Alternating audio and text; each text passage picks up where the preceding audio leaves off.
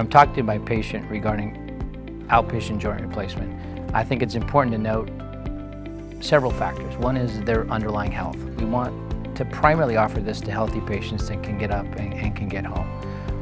Even with some mild disease processes like diabetes or being overweight, those are still issues we can work around. The healthier the patient, the better candidate for outpatient joint replacement.